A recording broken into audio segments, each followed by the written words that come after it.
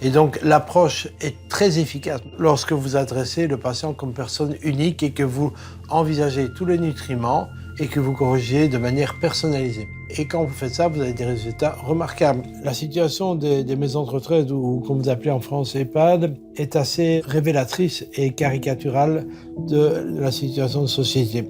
Les personnes âgées, en moyenne plus de 80 ans, ont été les premières victimes et restent les premières victimes de cette infection à virus SARS-CoV-2 Covid-19, ce qui est révélateur de leur état micronutritionnel détestable et complètement carencé. On a des moyens efficaces qui sont de corriger le taux de vitamine D, le taux de zinc, le taux d'antioxydants. Et c'est ça qui est un peu interpellant. Pourquoi, alors que cela est connu, est-ce qu'on ne le propose pas aux patients ? Cette omerta s'exerce également sur les nombreuses autres solutions naturelles à notre disposition. C'est le cas notamment des traitements fondés sur les extraits de plantes et les principes actifs naturels, plus communément appelés la phytothérapie. La plupart des médicaments ont été aspirés à partir des plantes. Le problème, c'est que les plantes ne sont pas vénales, n'ont pas breveté leurs inventions.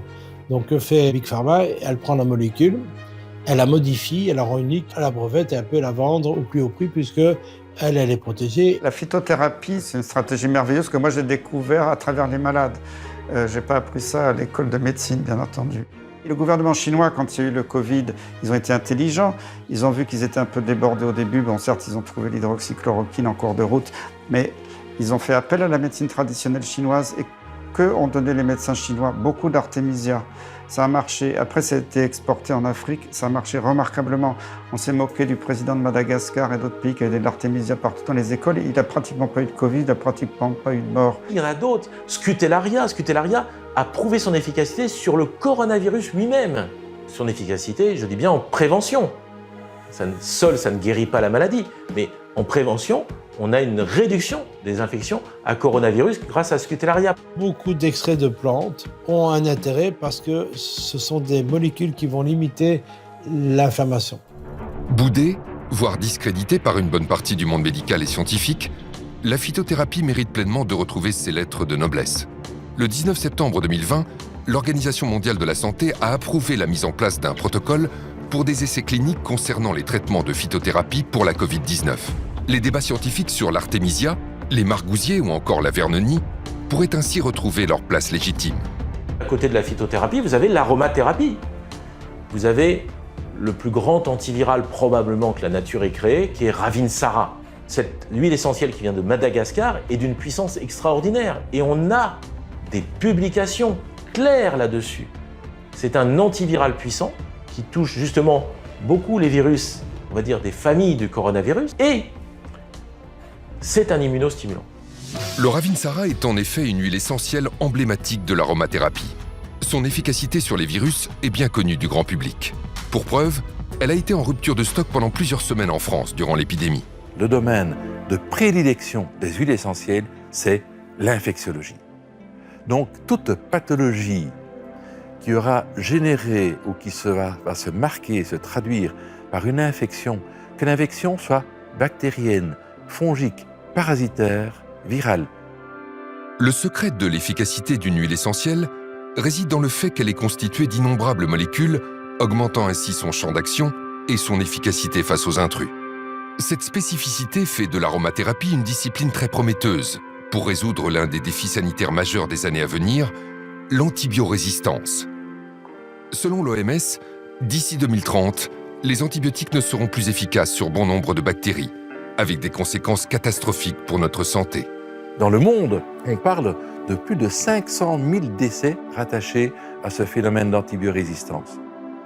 C'est un défi incroyable pour le monde pharmaceutique qui n'est plus parvenu, sur ces 15 dernières années, à créer un nouvel antibiotique innovant qui aurait pu détruire le microbe. Et il n'y a pas de réponse actuelle.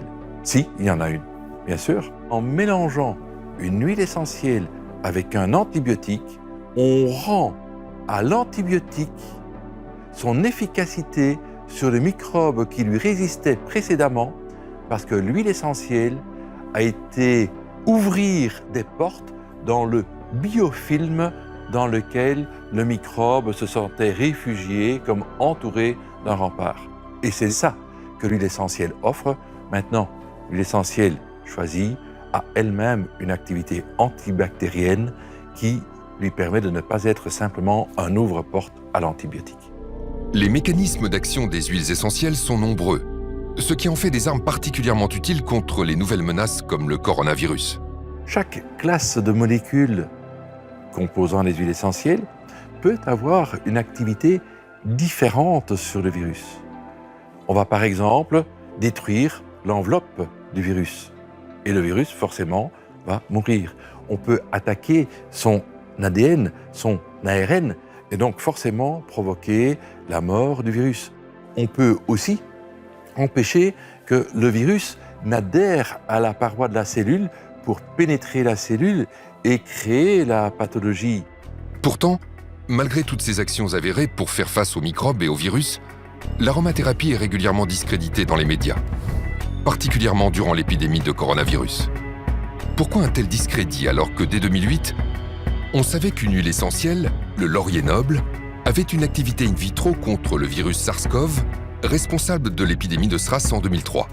Pourquoi ne pas avoir immédiatement testé les huiles essentielles contre le SARS-CoV-2 ? Nous nous heurtons à un scepticisme d'un monde médical qui ne peut pas croire que ces huiles essentielles aient un intérêt thérapeutique. Si vous ne pouvez pas breveter une molécule, vous ne ferez jamais d'études dessus. C'est pour ça qu'il n'y a pas d'études sur la phytothérapie. C'est pour ça qu'il n'y a pas d'études sur l'homéopathie. C'est pour ça que l'hydroxychloroquine n'a pas été mise en avant. Si on parle de l'hydroxychloroquine, si on parle de la colchicine, si on parle d'autres molécules naturelles ou synthétiques comme la vitamine C, cela ne fait pas vivre les actionnaires de l'industrie pharmaceutique. Et pour l'industrie pharmaceutique, il faut du nouveau. Et l'innovation, cela se paye cher. L'épidémie de la Covid-19 a révélé les failles de notre système de santé. Le modèle économique de l'industrie pharmaceutique basé sur des nouvelles molécules vendues à prix d'or a révélé ses limites, ses dangers, mais aussi ses dérives. Notre santé, notre bien le plus précieux, est à la merci d'un écosystème où la santé des actionnaires prévaut sur celle de la population.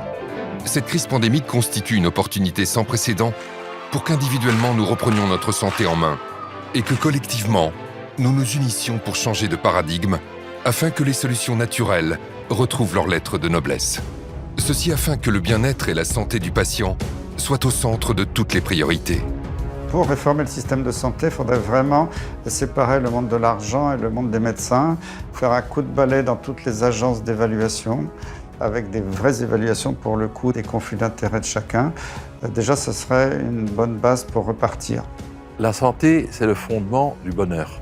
Et je veux bien parier sur les futures générations de pharmaciens et de médecins qui, avec un retour au manger sain, au vivre sain, il y aura une volonté de se soigner sain. Je pense qu'il faut du bon sens dans la vie. Et la médecine est un art et pas une science. Nous sommes tous différents. Et c'est là que le médecin traditionnel, qui a de l'expérience, est fondamental. Les origines de la santé, c'est quoi? C'est avoir un tube digestif qui fonctionne bien, d'avoir un bon microbiote, d'apporter à notre système immunitaire les justes molécules en proportion en qualité qui lui permettent de réagir de manière efficace. Parce que lorsque ce système immunitaire est normal et est alimenté correctement, c'est un système d'une efficacité remarquable. Nous sommes dans une médecine intégrative. On ne veut pas avoir notre seule vérité. On a notre vérité comme d'autres ont leur vérité. Et ensemble, en nous associant, nous serons tellement plus forts, tellement meilleurs pour la santé du patient. En conclusion, vraiment, je veux insister sur cette notion de diversité. Réellement, je crois qu'à la fois les décideurs, les experts, le grand public, mes confrères doivent comprendre que rien n'est plus riche que notre diversité et que la pensée unique n'a rien à faire en médecine. Et réellement, je crois au plus profond de moi que la pensée unique, c'est la mort, la diversité, c'est la vie. Donc je veux vraiment que tous ensemble, on choisisse la vie.